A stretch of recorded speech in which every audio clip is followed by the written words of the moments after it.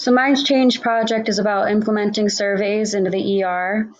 I believe that implementing these surveys to patients and families at the point of service to discharge will allow us to get real-time feedback that will prompt staff and patients to ask questions. So we can, one, increase patient and family satisfaction, reduce return visits to the ER, increase patient and family healthcare knowledge, improve patient care delivery, and overall improve the discharge process as well. My overall aim of this project is in the hopes that implementing patient and family surveys at the point of service will identify improvement opportunities, improve patient and family satisfaction by 50%, and reduce readmission rates by 50% by next summer, 2019. These surveys are one of the best ways to collect feedback on patient and family experiences in real time. They are a fundamental quality measure and value not only in terms of its centrality to respectful and consciousness care, but also its relationship to better clinical outcomes and pathway adherence.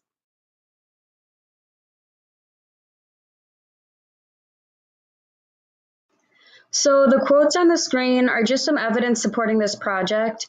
As a nurse in the ER, I see parents bring their kids back a few days after being discharged because they misunderstand the diagnosis or they aren't using the prescribed medication properly. And sometimes it's just dosing like Tylenol or Motrin even. And not only do I realize how the surveys can help promote satisfaction, but a large part of this project is to use another part of the survey at the point of discharge. So this can really gauge what the patients understand, and you can open up that dialogue between the patients and nurses, so we're sending them home prepared.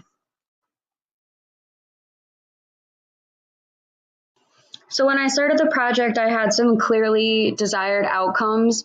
For long-term outcomes, it's definitely just increasing that satisfaction rate, reducing readmission rates, improving that overall discharge process, and just kind of shining light on what other improvements can be made in the system.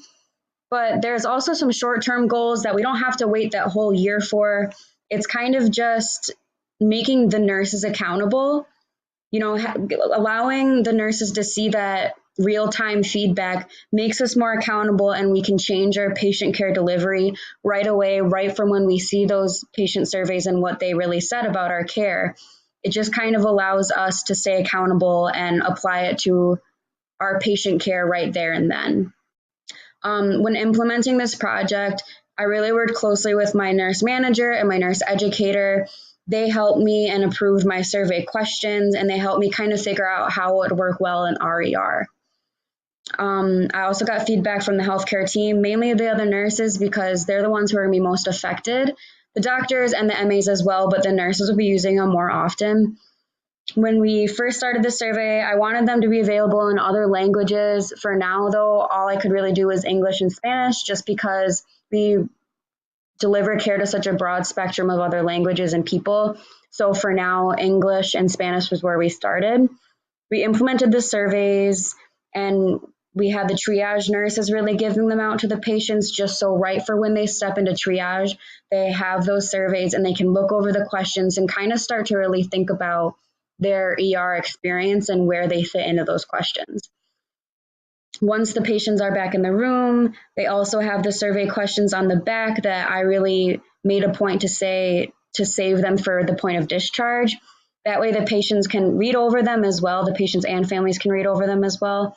But I want them to really address and answer those questions after the discharge, but I want them to answer them and still be there. And if we didn't address any of their concerns, they're still in the hospital and they can grab a nurse or grab a doctor and get those questions answered. So they're going home really prepared. After the patient is fully discharged, we have the surveys. The nurse, we just been putting them into folders, and then the nurse manager collects the folders. I think every week she does, just because there's so many of them. She collects them, and then I believe she looks over them as well. Okay, guys, so this is just a picture of the survey we've been working with. The one that you see first is the first side of it. That first section is mainly the patient satisfaction questions. We allow an area for them to kind of comment on what could have made the visit better and to scale their visit, that kind of thing. I didn't put a space for their name. Some patients are kind of weird about that with like HIPAA and stuff, and they don't like putting their name on something where they might be critical. So I didn't really put their name on there. And then the second photo that you see is the back of the survey. Those are specifically the discharge questions. So I put at the top, I'd like them to review and answer them at the point of discharge. And it really is going through and saying, like, did you get this information? Do you know about meds? Do you get this and this and this? And then at the bottom, it says, if you answered no to any of these questions, then like a type of thing, like don't even go home type of thing. Just grab your nurse or grab your doctor and get those answers that you need. Because those ones on there is a huge, all the ones that I put on there is all stuff that we should be covering at discharge. So that's just for the patient to use and to look ahead and say, this is what I should know before I leave.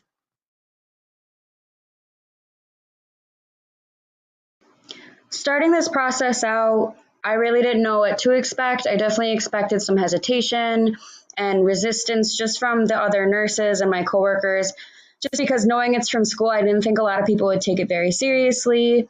It's not really an extra burden on the nurses. So I didn't expect too much, but I didn't think that it would really change a lot of the other nurses' perspectives. I did think it would change a lot for the patients, just not really the nurses that I work with.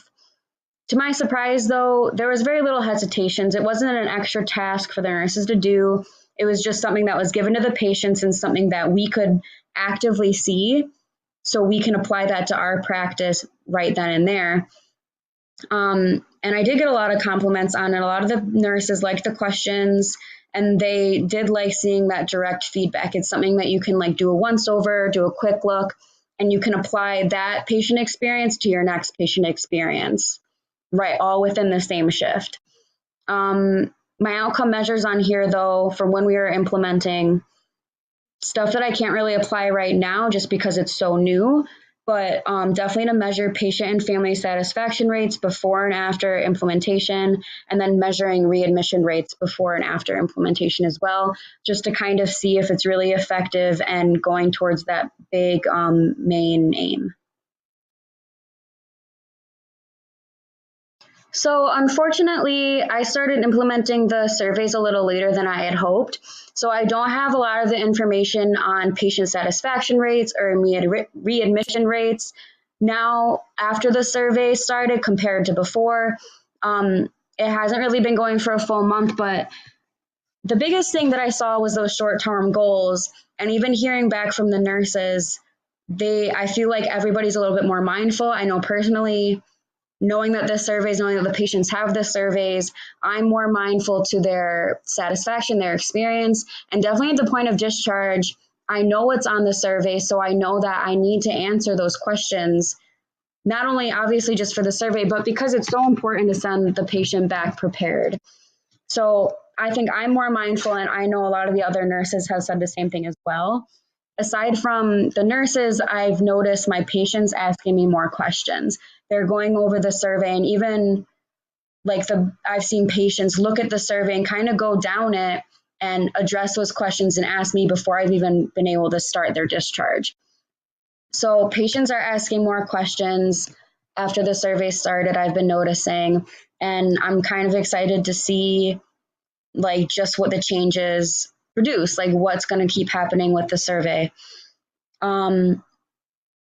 But aside from those short-term changes that I've really been noticing, there's always room for improvement. While it's only been a short amount of time since it started, I think adjusting the discharge survey questions on the back to be more open-ended would kind of promote that patient-nurse discussion about their health. I think leaving them open-ended instead of yes, no questions would allow patients to give more information, and we can kind of dig deeper into their home life and what resources they need and just the patient's health. I also think developing a way to hear staff feedback and measuring how the surveys are impacting their nursing practice would also be a great way to look at the other end of it on the nursing end and see what the nurses are getting out of it and see how it's changing practice to them. So that's really it, you guys. Thank you for listening.